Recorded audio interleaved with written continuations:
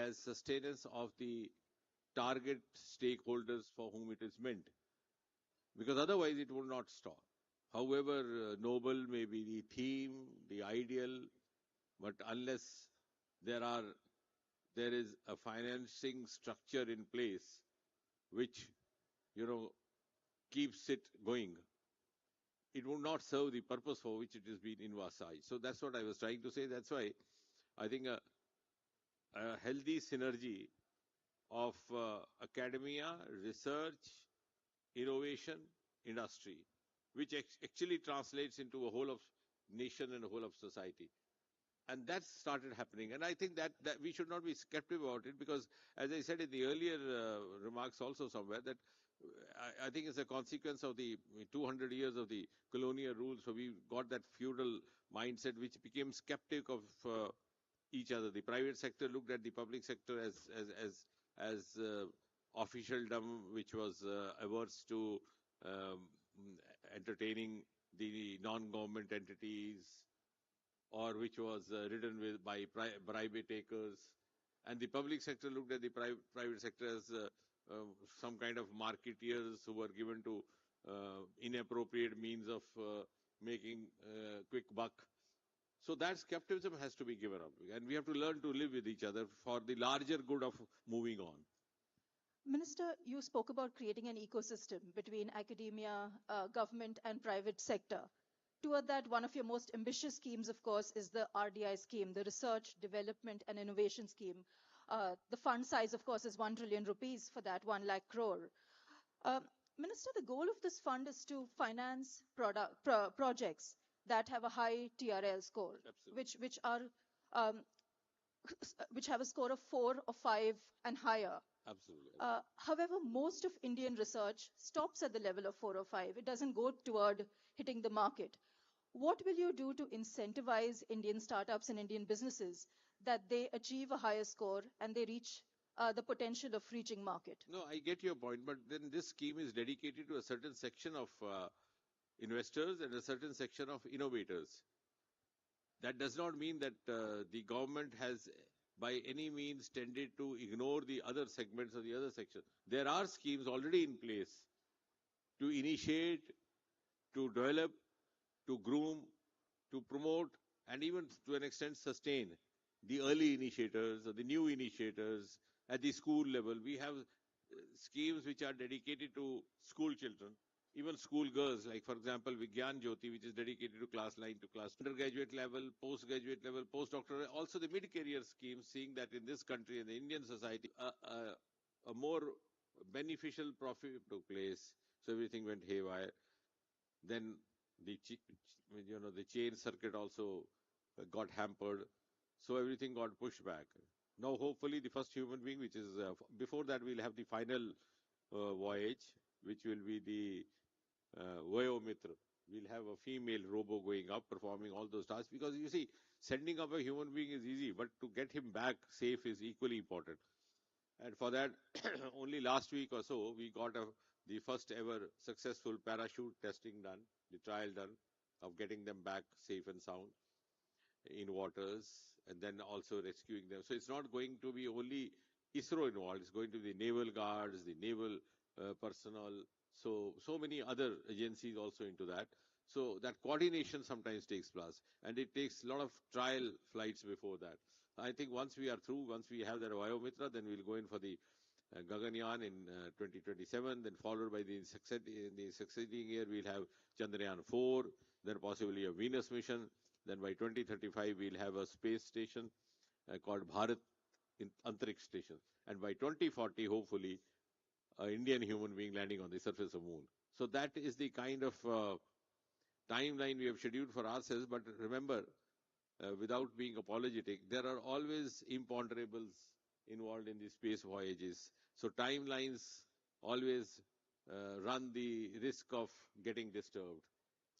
And then the next date is not fixed by us. It's again fixed by the planets.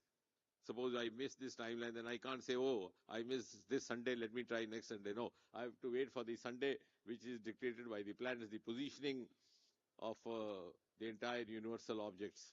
So all these things, sometimes make absolute prediction not easy. The planetary window is very, very important. Absolutely, absolutely. Very, very important, Minister. And it is that the planetary window is determined by the heavens. Of course. And science is a very important part of what you are doing. Minister, I want to close with something that we opened with. I want to go full circle again. You have a diverse range of responsibilities. Your mandate includes very important strategic sectors, not just space, not just nuclear, but a variety of them that are important for Viksit Bharat, a modern, progressive India. Toward that end, can you lay out for me, can you lay out for our audience, what are your three most important strategic priorities for India? No, I think one good thing that has happened under Prime Minister Modi is that we have taken a sort of out-of-box approach. Now you refer to a number of departments, like for example in governance, we no longer take pride in bringing in new rules. And just as, you know, a former minister or a former bureaucrat will sit with his grandchildren and tell them, look here, when I was there, I brought in this rule. So I was telling somebody, now this is a setup, we'll take pride in telling the grandchildren, that, look here, I broke this rule. I did away with this. So far, this government has done away with at least 1,600 such rules, which had become obsolete with the passage of time, which had also lost their relevance, which were also sometimes the remnants of the dubious legacy of the British Empire. Like, for example, immediately after this government came in the DOPT, within the first 2-3 months, the first rule that we did away was that notoriously famous rule of getting your documents attested by a gazetted officer. We did away with that. And when I announced that to the media said, what if somebody fudges his certificates? I said, look here, we are sending out a huge message across the country that now here's a government which has the confidence to trust the youth of this country. And if the youth fudges, then the fault doesn't lie with him. The fault lies with his caretakers, his upbringers, his parents, his educationists. And mind you, till now, no such instance has happened. So if we don't trust the youth of our country, how are we going to do business with a population which comprises more than 70% of the nation? Tomorrow you will ask your child also to get his mark sheet attested by a tehsildar or a deputy commissioner before you trust him. So the nations don't work like that. So we did away that. And within next 6 months, we did away with another rule, which was to conduct interviews for selection. Because the common complaint was that a child or a candidate getting 100 marks in the written test would not be selected. Somebody getting 10 marks in written would get selected out of nepotism, out of whatever reason, because the interview would grant him 100 marks. And the merit would be compromised. So we made it blind. We gave a level playing field. Look at, if interview is required, it will be only qualified. For example, if I am recruiting a driver, I'll just test whether he can drive or not, but I'll not give him the marks because that carries the bias. So we have done a series of, for example, for women, because I'm also looking after pensions. Do you know, till about 5-7 years back, a single daughter or a divorced daughter or a separated daughter was not entitled to the family pension of her parents. So how inhuman, how unfair was this in a world where we keep talking of gender equality and whatnot? So, and the clause was that if a daughter claims that she is a divorcee or a separated, she has to go to the court, get a judgment favoring, supporting her contention. Now, we have seen in this country, the divorce cases go on for decades together. So we did away with that. And then somebody said, what would be then be the proof? We said, okay, let her file a petition. And the petition itself would be evidence enough for us. Similarly, there was a rule that if an employee dies before a certain years of service, maybe before putting in 10 years or 15 years of the government service, he dies, he is not entitled, his family is not entitled to pension. So we said, no, this is quite illogical, because that is the time when his family needs the pension most. He must have been survived by a young widow or an infant child. So what is the point in doing that? So we did away with that.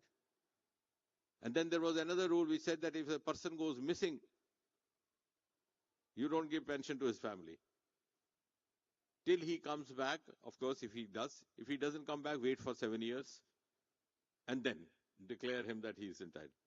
And in those days, now of course, under this government, things have changed quite dramatically. But in those days, when you had a lot of militancy prone areas in the northeast, in Jammu and Kashmir, in the left affected areas, there were so many news being reported of the employees or the officials going missing or being kidnapped. So we've done away all those rules which sounded impractical in today's times. And we made it very much, yes, another rule which nobody thought of. You gave maternity leave or a child leave to a woman who delivered a child. But you never thought of a woman who might have delivered a stillborn. And I, as a physician, I drive a tremendous amount of personal gratification that we have done away with that. Because after all, even if the child born is a dead child, the process of delivery is the same. The woman's physiology and her uterus behavior has been subjected to the same kind of cycle. So we entitled her also. And all this is done in the last few years. So we've been very, we try to bring in ease of living for the digital life certificate is another example which is being quoted all over the world. Earlier on, the elders had to go to the bank to go to a doctor to produce a certificate every year to prove that they are alive, which we thought was quite inhuman. Then somebody said, then what is the proof?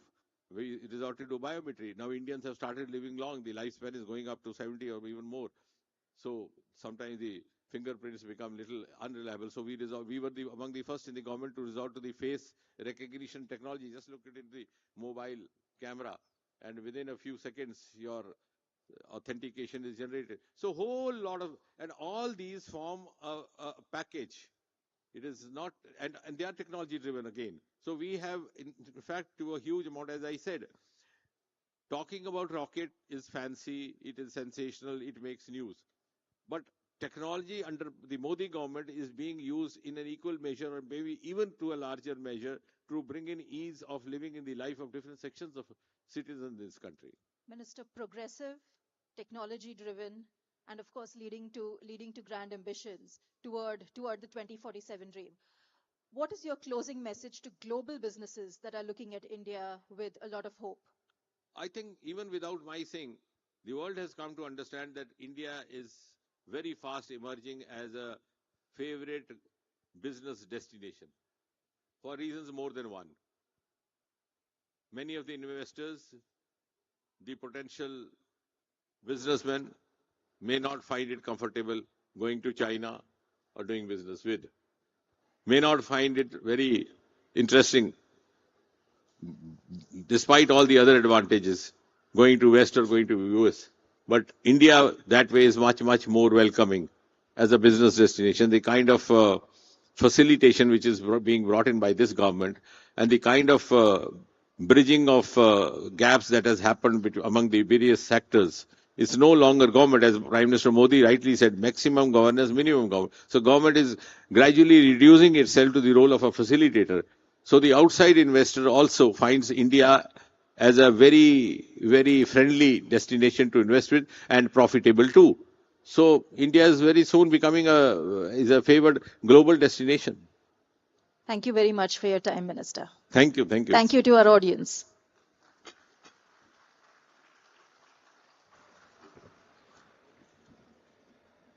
Thank you very much. It was indeed a wonderful experience to listen to the Honorable Minister of Science and Science, Dr. Jitendra Singh ji.